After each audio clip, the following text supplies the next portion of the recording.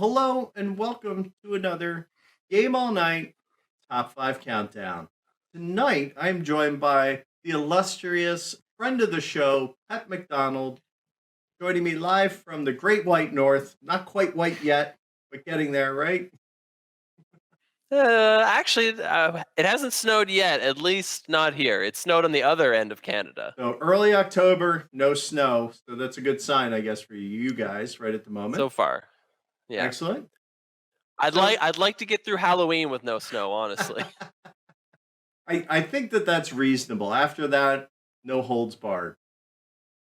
All Yeah, right. I've got nothing else. Like Halloween, people want to get out and walk around. I don't want to walk around when it's snowing in a costume. So Exactly. Unless everybody's I going don't to think I'm be. going trick or treating anyway. So That's sad. That's sad. Anyway, we decided we're going to do our top 5 art and board games. So you joined me. You had picked 5 things that you decided are going to represent what you think is great art in board games. I did the same thing. So what are some criteria you used for picking your list? well, the overall art I think is important in games. But for me, I don't know if mine are going to be really a top five, one, two, three, four, five, as much Okay. as five different games, especially because a lot of the things I picked aren't necessarily because of the illustration type art, but perhaps Hmm. because of the artistic side of the board game in general. Like it might Okay. just do something different artistically. Um, yeah, it'll make sense once I go through the list, I think. But I think what's really cool about this category is I think we have everybody has such a different point of view as to what they consider artwork in a game and the impact it has on a game and themselves. It's going to be so different for anybody you ask is going to have a different list. I don't think there's I going to think be. so. Yeah, I just don't think it's possible for one person to have the exact same taste as somebody else. There's always going to be a little something different. So my It's true. criteria was really I wanted to own the game because I feel that that's important that if I love a game enough and I think it's pretty enough, I should own it.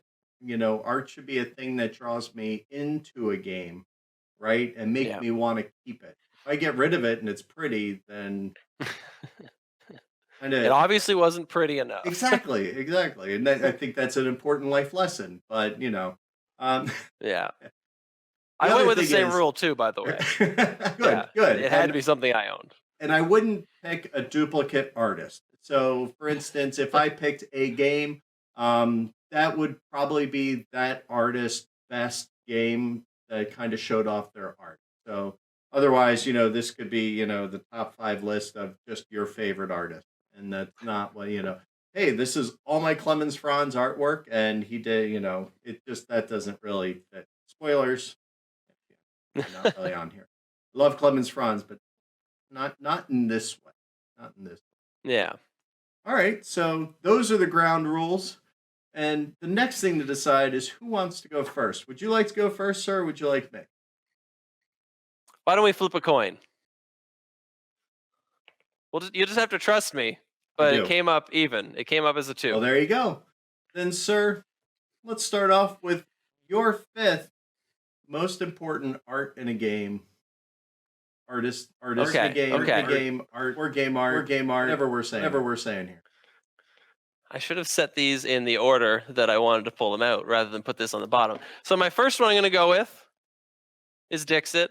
And Okay. I definitely understand that Dixit is uh, probably feels like a little bit of a cheating example because it is a lot of art. There Indeed. are so many expansions, so many different artists involved. But the reason I picked Dixit, and kind of as what I was leading into before, is that Right. it's not necessarily about what the art looks like, but it's the art and the way that it's used in the game to me is so beautiful. Almost every image is a masterpiece in its own right. Like it's all just beautiful imagery, but there's so many things hidden, and Right. they're not hidden in what I would call a deceptive way where it's clearly part of the game. It's just something in the art. Just I have obscure. so many examples. Oh, Yeah, like you might not even see it the first time you play. You might only see it the second or the third or the fourth. And I have so many examples of that happening where people would see a card, then later they'd be like, I never noticed this. My favorite example, I should have pulled it out of here. But my favorite example is just this beautiful card of it's like I want to say a witch. Okay. She might be a butcher because she's holding a knife. But anyway, she looks maniacal and she's holding a knife. And Right. then there's these jars in the background, and it's just like, okay, she's in a storeroom or something. But when you look closely, there's kids in those jars. I never noticed that before. I never noticed anything in the jars behind her, and it's like, oh, there's actually small children in those jars A behind her. little That's frightening, or terrifying. she's huge. Yeah, and yeah, or she's huge, and those are regular sized people. But That's yeah, crazy. there's just so many little things hidden in the cards, and just the way that you use them to tell your own little stories and to play the game your own way. I just really enjoy that. I think it's really it's a great example because it is quite literally a game that is based on art. So I don't think that Yeah. there is any way you could say Dixit doesn't fit here. All right. Excellent choice. Obviously, I completely agree. It's not on my list, so I'm glad it's on yours so we could talk about it. So my number 5 just squeaked on. It was battling my number 6, which we'll talk about at the end. Um, and it's Scythe, done by Jacob Rosowski. Now, to me, Scythe would not be what it is if it, well, A, it wouldn't exist if it didn't have the art, right? But Yeah. it would not have that flavor and it wouldn't have that richness because let's face it, that's not really a game play that I love, but everything comes together, and I think the art is the glue that holds it together. Does that make sense? Yeah, I actually have the collector's edition back here, but Nice. it's under so many things I can't pull it out. But that's why I got the collector's edition, was when I saw the art of the game. Yeah, Exactly. I knew I had to have it. Yeah. I was one of those idiots who I started backing it and then I said, "Oh wait, it's got minis. It's got dudes on a map. This isn't going to be my thing." So I actually Oh. pulled my backing. And I have since paid probably 3 times the value to actually make my set complete to the point where I now have the legendary box I picked up at Origins this Oh. year, and it's starting to fill that out. So beautiful, beautiful art in that one. I love it. All right, sir. So what is your fourth entry into this crazy, beautiful madness? Oh, it's back to me. Well, It is. mine is one of the games behind me, and that is photosynthesis. All right. So this one is picked for a different reason, and I can actually show you the back. If you look at the game, Right. it's not what you'd call art. I mean, I'm going to call it Okay. art, but it's not what I would think of as art. There's no specific depictions of something drawn on something. The Okay. reason I think of this as a really beautiful artistic game is the way that the trees all look when you lay it out on the map. Right. When I played it with people for the first time, everyone just couldn't get over how beautiful the game was. Just all these trees set up on the map, and everything looks different. Um, and the other thing is, it was in the, I want to say it was the Geek and Sundry's How to Play video with Right. Becca Scott. I think it's Geek and Sundry. Yep. That's what she And does. Yeah. yeah, and she did lighting as an example when she was teaching how to play the game. So when she talked about shadows, she had a light going over the back to show how the shadows would cast into the spaces. So Oh this wow. tree cast a shadow 2 spaces. So the light and the shadow actually went 2 spaces beyond the tree. And after seeing that, I just thought, I don't know how I can play the game without doing this, setting it up in a darkened room and having lights and having the sun rotate around, because it's just, yeah, it's beautiful that way. So Wow, I think you're really taking this to the next level because it's not just is it pretty. I like that you went and you said no, art is not just flat things on a card, which spoilers, mine kind of is. You know, you kind of know it's the whole piece and the whole thing. I love that answer. That's awesome. No, I totally agree. It's a visually stunning game. yeah, it Absolutely. really is. All right. So we talked about this one briefly while we were prepping for the show, and my fourth is actually Evolution, but it's actually Oh, but I actually went one step further, and I say specifically Catherine Hamilton's artwork. Um, okay. so I know you said you like I like some of it, but not all of it. I probably would argue that her stuff is the stuff you like because she does the Ah, extreme watercolors. She did most of the art for the oceans that's coming out. It's just oh, I'm it's excited about that. right. It's just it's beautiful, it's bright, it's colorful. The gameplay doesn't draw me in. It's like, I play it and I enjoy it, but it's not the oh my goodness, I have to play this. But I tell you, when I want something that's visual, you know, that's one of the things I want. And there are not many games that I would say I would want to frame a piece of the game as art, but I think that there are definitely some cards there that I would absolutely blow up frame, buy originals, spend way more money than I should. That fits that bill wholeheartedly. Yeah, as we talked about before the show too, Evolution was something that it could have made my list, but Yep, it wasn't. I didn't like everything enough. I liked very specific things in the game. Like I'd say I like about half the art, and because I didn't really like the other half, I didn't want to include it. that's Um, fair. That's yeah, completely fair. but But there's yeah, so many now between flight and climate and yeah, but what we have noticed is Catherine's art, it's become more the voice of that series as we go. Like even to the point where they redrew some of the cards and she redrew them and then they've reprinted those and put them back in previous version, like the one you get at Target and stuff. So I yeah. her art specifically really speaks to me.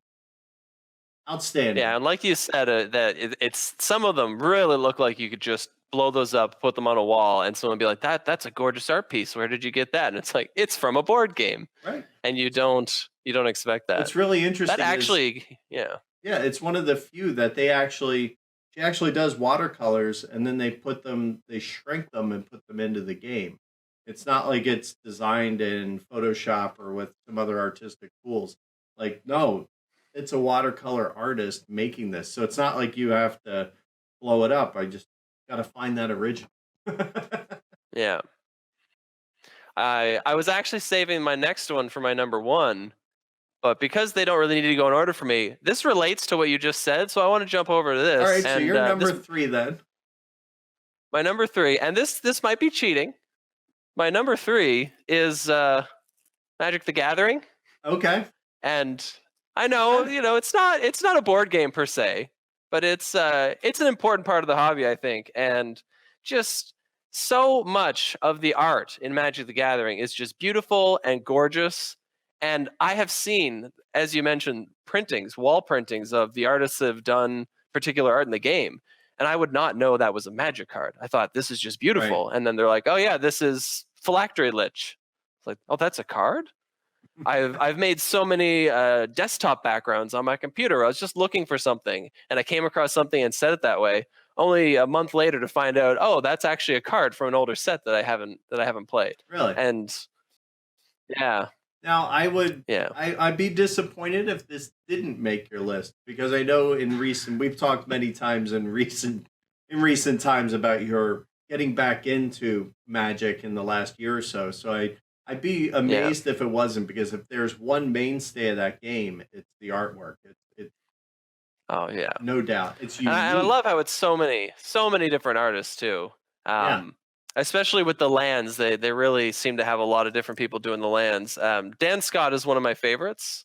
I Okay. actually have some custom tokens that I got, which again I didn't think to bring out specifically with me. But I remember when I went to Gen Con, I ran into him and got some custom tokens and got him to sign some things, and that was a great time. Awesome. I definitely know where you're coming from, and the artist alley is full of a lot of exact magic artists and things that are up on display.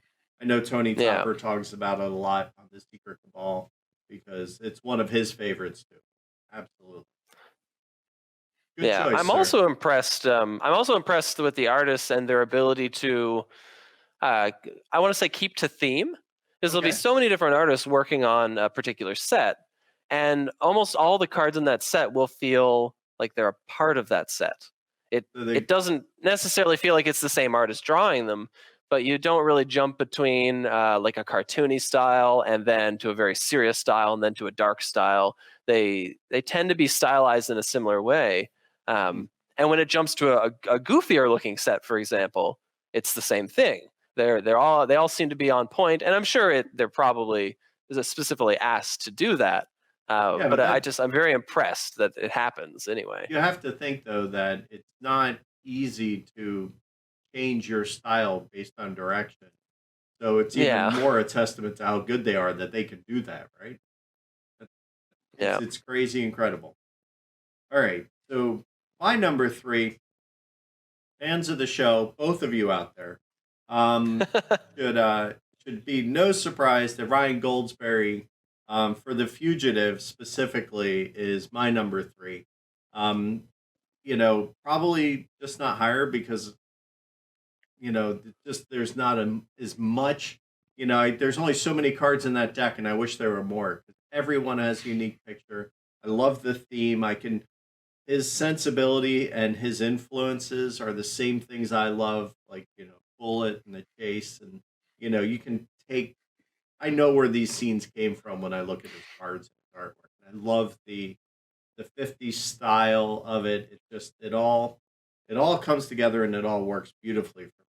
So, paperback, hardback, fugitive. I love it all, no doubt. So he's going to be a solid number three for me. Awesome. All right, sir. Moving on to your number two. Number Hmm. two, I'm going to jump over to Custom Heroes. Okay. And this is another example of it's not necessarily about the art, although I do like the art in the game. There isn't a lot of art in the game, though, because there's only, I think, 13 cards or 13 Okay. suits. And all the cards are repetitions. The ones are the ones, the twos are the twos. It's like a deck of cards. Right. The thing that's unique, have you seen this game before? I have. I got to play a demo last year, actually. Yeah, and so the thing that's really unique is the fact that the art actually changes as you play the game. The Does. cards that slide in to power up the cards, let's say you give someone an increase in attack. Well, when you slide it in, it'll put a sword into their hand. Right. We're not If you just do changing something, numbers or adding dots. It's actually yeah, like the hands yeah, are right it's there, and it affecting it. literally puts something in their hand. Yeah, if there's an effect, it might add a familiar with them, or it might change the weather around them. The wild cards just completely change it to the whatever the wild cards art is. But yeah, I love that. And well, again, like I don't necessarily think the art style in the game is amazing or anything. I do like the art, but it gives me hope that more games will try things like that. Because imagine if you were playing something like Magic that Right. had all this art that you talk about and you love, and then they had these little things where you could slide something into it, and wow, it changed it. It made something different. So taking that and applying it to other art styles and other possibilities just seems like something amazing. It even kind of reminds me of the Meeple games, the different Meeple games, like the Tiny Epic games that are coming out with their item Meeples Right. that Right. carry things. It's the same thing. You're taking something and you're finding a way to modify it in a physical way, and it changes how you look at the game. Right. It doesn't necessarily change the gameplay that I'm carrying a chainsaw. Right. Like, I mean, a Yeah. card tells me the same thing, but it's the visual presentation and the toy factor that it kind of it hits on more levels than just I have a chainsaw.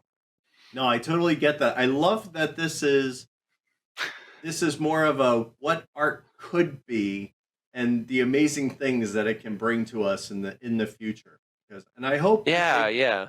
I love the whole idea of the card crafting, and I love that it's just now starting, and I really hope that as we go, this really kind of blossoms into its own thing. I think it definitely has potential.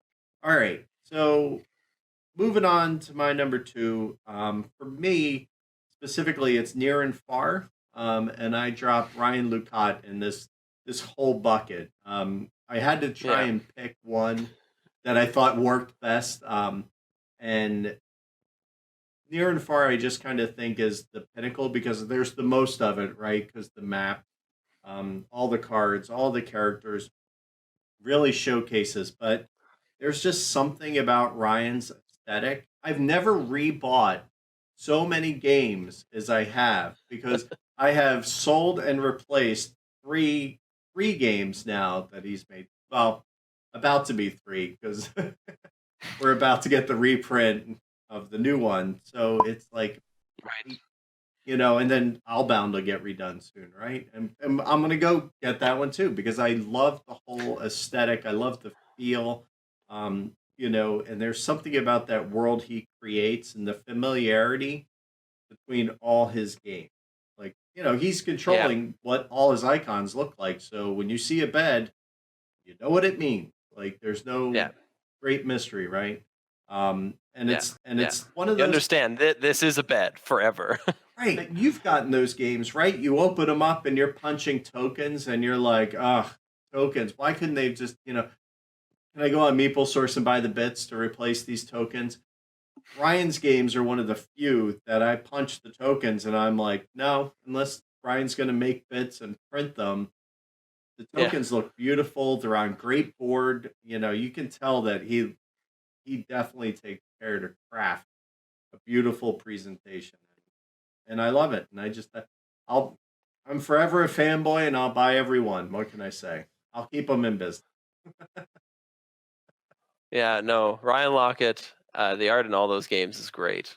So Ryan Lecoq, keep it up, and just put me on retainer. I'll buy it all. All right. Now you somehow found a way to lead into my number one again. I'm the This one master of segue. What can I say? this one leads a little bit around the bush though, because I have a character in Near and Far. You do. Rodney and I each have a character, and my number one game is a character or a game that I love so much that when they did a Kickstarter for the collector's edition, I specifically Hmm. backed the 1 in 16. I think it was 16. There was 1 in 16 backer levels that was to have a character of your own made in the game. Oh wow. And that game was Tokaido. And this is my character from Tokaido. Wow. You know what, Pep? I had no idea that you actually did that. So not only do you Yeah, have and a that character, you was have a yeah. mini too, or Oh yeah, there's a mini in there. And the thing is, a big thing for me for certain games like Tokaido is that I never owned Tokaido. And I okay. love Tokaido. I loved the way that the movement works in Tokaido. I loved it so much that for the longest time when people asked what my favorite game was, I would bring it up just because of that. Okay. But I never owned the game. And I don't like buying games that I really love. And I know that sounds strange, but you talk about buying a game and then later selling it off and buying a collector's edition. I don't want to do that. I want the collector's edition from the start. So I wait, and I'm like, I want to wait until there's a big collector's edition. And so that's what happened with Tokaido. I waited until that, and I had the option of having my own character in the game. I just had to do it. It just seemed necessary. Oh, but yeah, I got my little mini me in here.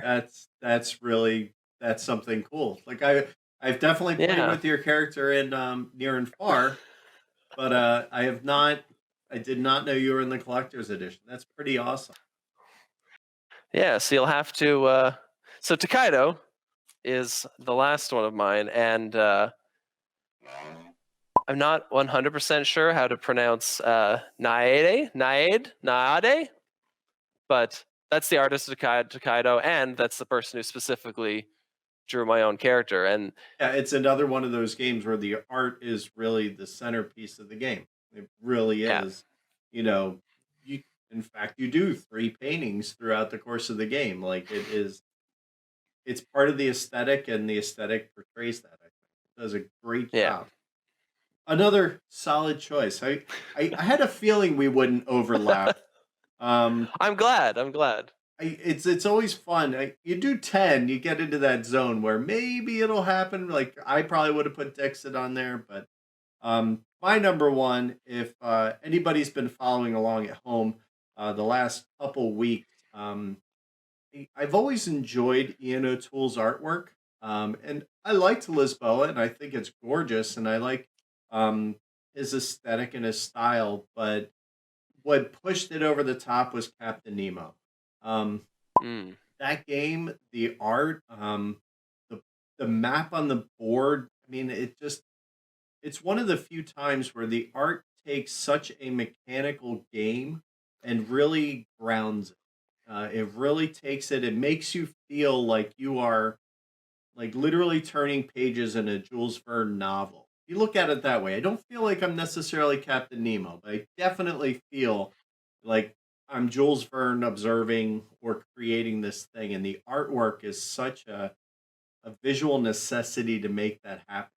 And yeah. like what you said, it's there's not a ton. Like there's a lot of unique cards, but they just have basic like sketches on them. But it's like it conveys so much of the story. Like if Jules Verne was sitting there and he was presenting the story, I would expect to see like these courtroom style sketches of people and events and things. And it just, you know, if you would have told me this like a month ago, I probably wouldn't have even been on the list. But in the last Yeah. in the last month, I really came to just kind of just love it, and it just kind of blew me out of the water and came out of nowhere, frankly. Because, like I said, Lisboa is gorgeous. I love it, but it would have been in the top 5 potentially. But this one just went and just blew me away. Absolutely. I think that really says something about art because when you're talking about, if you're just talking about mechanics of a game, to go Right. onto a top five and say, "Oh, I played this game 2 weeks ago and I love it so much. It's my number one game right now." It's like, okay, I get it. Everyone Right. really likes a new thing that they play and the experience. But with Exactly. art, I think that really says something. If the art in something really catches you so much that you're like, this is my favorite art in a game, and it probably will be forever or Yeah. for a very long time at the very least. So Yeah. And like I said, just it kind of surprised me. So thank you, Ian O'Toole. I hope to have him on the show someday because I love the. I have to be careful not to just sit here and pump praise on somebody, but might be hard to do. So, what are some of the ones that didn't necessarily make your list? Because I'm sure you had to have more than 5 that you were choosing from. yeah, one big one that was really close was Sulkin, Uh, and this is an interesting one because the art in the game is really nice, but it's not again it's not really prevalent. There's not tons of individual art on cards, right. but the gears and I've seen custom art of people painting up their gears, I may have done and that. yeah, and what the gears do in Sulkin to me is just so beautiful and artistic. The fact that it's all one moving piece Right. and everything moves together, and even that alone almost gave it a space on the list. It basically got replaced because the other ones on my list also are like photosynthesis, for example, Right. are about the pieces and how those work in the game, and so I didn't want to pick two games that were just, hey, these are the pieces of games. Any other ones that were close? We already kind of talked about it, but climate was very close. I also have Shadowrun Crossfire was also Okay. really close because I've always loved the art in Shadowrun, um, but it just wasn't. It just didn't catch me enough for me to put it on the list. I think I really wanted to focus on things that were artistic, not necessarily just flat. This is art in games, and more the way that this art is being done is really interesting to me. So I wanted to pick that one, but I kind of just shoved it under a little bit. I love that you and I took completely different approaches. Like I went Yeah. purely two dimensional, and you kind of thought outside the box. I love that. Yeah. I could maybe make the argument with the last two because Ryan's more of the whole package. And Ian, like I Oh yeah. said, it was the presentation that did it. So my Well, honorable especially in mention, Near and Far. Near and right? Far is a really good example too because the story is art. It Like is. words, writing is an art form, and so the fact that you get all of his art mixed with all of his stories, like it's him. He designs the game, he does the art. I know he does have help with some people on some of the stories, but so much of that game is just pure him. And so it really it speaks to his art that the entire game is an art piece from Ryan Lockett. So No, you're exactly right. So I just had a couple honorable mentions for me. Specifically, Lewis and Clark from Vincent Dutrait. Love, I love his aesthetic, his watercolor style, and it kind of rough around the edges. I love that. I couldn't go without saying Heiko Gunther's work on the networks. I love the comedic, cartoonish style. And then last is actually Bora Bora, which is Alexander Jung. I can't say that I ever would have really pulled him out of a lineup because he hasn't really done that much. But there's just something about the color palette and everything about Bora Bora that just it, honestly, it's probably my favorite Feld, and that might say something about me. But it's like I love that palette. And I love the all of the individual art pieces in it. And I think he did a great job capturing that South Pacific feel that it needed. Make sense? yeah, there was actually another big one for me, and it's almost anything that Beth Sobel does Oh, because it's gorgeous. And Herbaceous is the one that really comes to mind. I just don't own it. Uh, yeah, it's hard because there's games like that that are smaller box games yep, that Rodney owns, and we live so close together. I just don't really want to have another copy of it because right. anytime we want to play it, I could just borrow Rodney's copy pretty easy. I'm there every day, if or every second day, if not every day. So No, you're it was in my hand this afternoon. I love her style.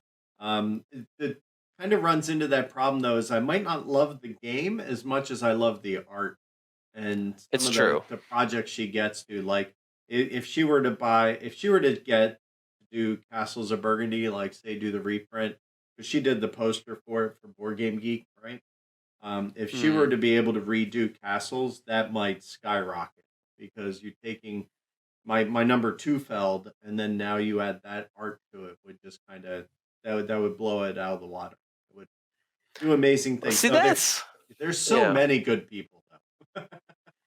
Yeah, but that's something really interesting is talking about a new artist coming on and doing their take on a game. I'm honestly surprised. If I want to jump back to Magic the Gathering, like Right, let's say Llanowar Elves, there's so many different versions of Llanowar Elves, and they'll have new artists draw them each time. Sometimes they even come out with the full art versions of cards like this. right. And so yeah, I'm kind of surprised that they don't do that more, where you just take a game, let's say Lords of Waterdeep, just because it's in my head, and take it and say, okay, we're going to redesign the art on it. Same game, everything's the same, except here's new art by a new artist by this version. And I mean, yeah, that seems like a great idea. Have multiple versions. I know there's probably some cost associated with that and on the Sure. production end, but yeah, coming out a few years later with another artist's interpretation seems like a really interesting concept. It may diminish the original artist in some way, though, so I could see that being a negative. Yeah, Um, I can see the butt hurt that would come along with that, right? Because yeah, I bought the first one, and I mean, let's get into the whole like Century Golem edition versus Vice Road, and yeah, how different art kind of can be very parallaxing, right? But then you look yeah, at it's something like Arboretum, where, and again, I'm just talking out of turn. I don't know for sure, but it seems like, well, with the license and the property, when like Z-Man kept it, and then when the new studio got it because they lost the rights to the game because they didn't reprint it, and so Dirk took it somewhere else. And when he did, they had to go source new art. So now we have Beth Sobel's art coming on a new game. So it'll yeah. be. I think it's been out of necessity, but aside from Ryan Lucada, I haven't really seen anybody like say, "We're going to do it again," and we're going to let's. And if they did, how about this? What if they did Castles of Burgundy, and they took like 5 artists, and every artist made a copy, and they released it all at the same time? That's Okay. a really, really curious idea just to see, Yeah. especially if the art styles were different. Kind of like Right, you were like talking about the Quanchai Golden Moria Edition. and Beth Sobel. Let's say each of them did a Yeah. version, and it'd be very, very different. But then you could have like this interesting view, and I think it would have to be a classic game like that, right? Like I don't It think like would, or a yeah. Puerto Rico. I think it needs to be something that's kind of simplistic but has a good showcase. I think it'd be I would if they did that, I'd probably buy 2 to 3 versions of the same darn game, right? Or you get the I collector's uh, box. I couldn't do that. I couldn't do that, but I understand why people do. Well, I don't like owning multiple copies of things, but I get it. I get the aesthetic of it. yeah, but imagine, come on, you're playing castles. What if you're playing like what if one of them takes the art and says like, let's do it with like a wintry scene. Let's do it with a. What if they did one with like Shogun inspired, and it's not necessarily castles, but they're you know the roundhouses and like they're, it. Oh yeah. I think that the possibilities would be huge, and I think that they tried it with the Abyss, right? They had the different covers, and the artwork on that was gorgeous. But again, Oh the yeah. gameplay traded it away. But and they kind of got flack for that. And then the owner of the game store will tell you the story of, well, I could sell 2 out of the 5 covers pretty easily, but the other ones not so much, because everybody has their favorite. So it was. Yeah. I I think it exists. I'm just curious to see who's going to do it. Yeah. Yeah. And oh, another thing that I didn't really mention is legacy games, Yeah, especially some of them like Seafall. I didn't get to finish the Seafall campaign. I didn't get very far into it, honestly, and I haven't heard the best reviews of it online. right, But the idea that, well, first of all, I love legacy games and the concept of it in general, but the idea that you have this empty ocean, and as you sail further out into the ocean, essentially, you have these stickers that'll pop on. Look, there's a new island. Here's a new right. little bit that gets added. And again, I don't necessarily think it was beautiful in that particular example, but it's one of those things that really, if you're going to make a legacy game, don't just make stickers that are like, here's a +1 or here's me putting my name on it.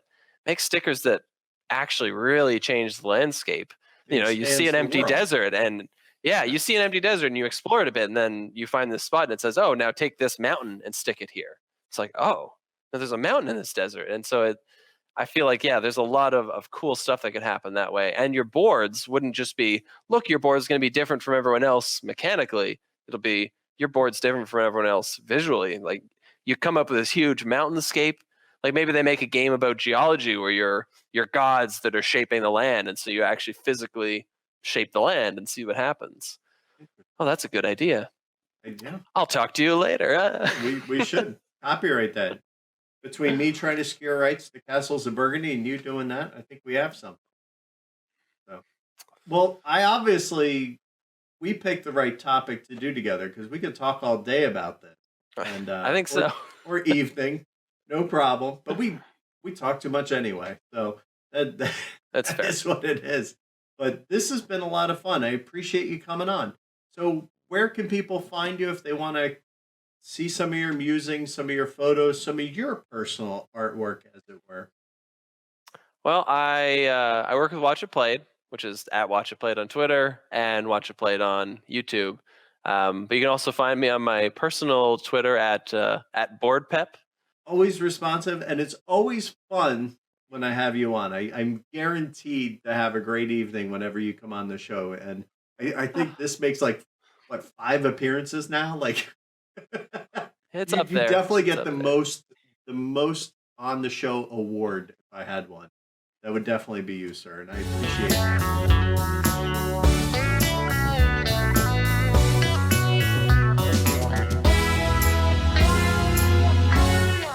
Angry octopus.